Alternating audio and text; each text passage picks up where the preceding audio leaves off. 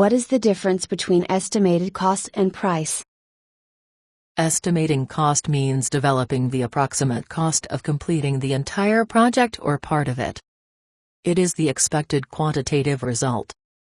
When we estimate the cost of doing a project, we are estimating the amount of money that it will take to complete the entire project. In addition to the project completion cost, we may frequently include the life cycle cost as well. Normally the cost of the project includes only the amount of money that will be spent by the project team up until the time the completed project is turned over to the client and the stakeholders. Life cycle cost includes the cost of the project that continues after delivery of the project throughout the useful life of the project. Although the project team will be concerned with the cost of the project up until the time of delivery, many of the decisions it makes will affect life cycle cost and should be discussed with management and the stakeholders and shown in the project justification. The selling price minus the cost of the project is equal to the profit of the project. Selling price is the amount of money the organization will charge to deliver the project. This may be more or less than the cost of the project. The price of a project should be equal to the perceived value to the customer. The value to the customer is generally what money the project will generate for the customer and has little to do with what it costs to produce the project. Tell me more. Many companies undersell their projects. For example, a client comes to the company and asks that the company do a project for them. The description of the requirements of the project produces a cost estimate for the amount of money that must be spent to deliver the project. Many times the company has a history of making a certain percentage of profit on its projects. It uses this percentage to factor up the estimated cost of the project to develop the selling price. It may be that the customer is willing to pay much more to have the project completed. The reason the customer is willing to pay more is that the customer is going to use the project in a way that will generate revenue for the company. This anticipated revenue justifies the higher price for the project. This is the perceived value to the customer. In other words, if we can deliver a project for a cost of $25,000 that has a value to our customer of $100,000, should we charge them $100,000 or something slightly more or less than that?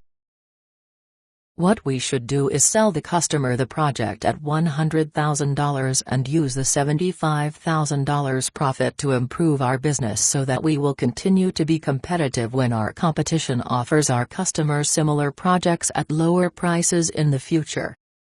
In a free market economy, this is what will surely happen. Competitors will see that we can make large profits in this type of business and will enter the market to compete with us at ever-lowering prices. Where a company can get into trouble is in not realizing this.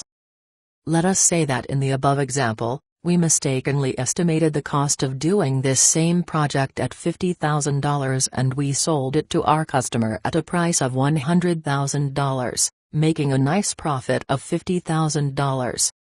If the estimate to complete the project were $50,000, it is likely that the actual project cost will be close to $50,000. In most companies there will be little for management to complain about if the project is completed for the budget that was set for it. The project team will usually not take corrective action if project tasks are being completed within the expected budget. Most companies work this way because they have other, more serious problems to worry about. They follow the adage, if it ain't broke, don't fix it.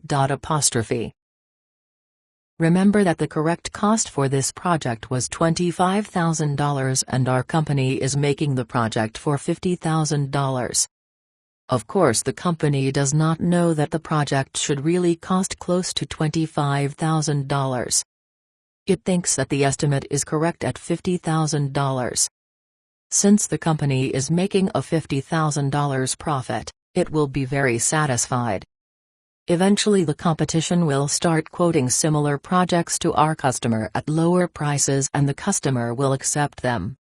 This means that we will have to reduce our prices as well. If we think that we are operating at the least cost of $50,000, this price reduction will reduce our profits.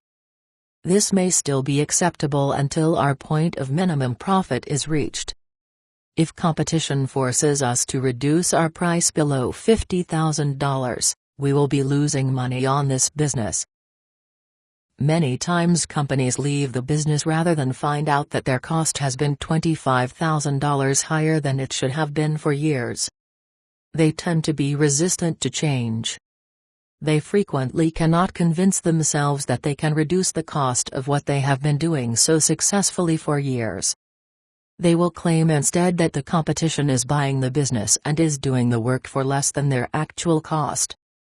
They will claim that their long-time customer is being lost for any reason other than the correct one. That reason is that they have been wasting money all these years and doing projects like this at far above what their true cost should be.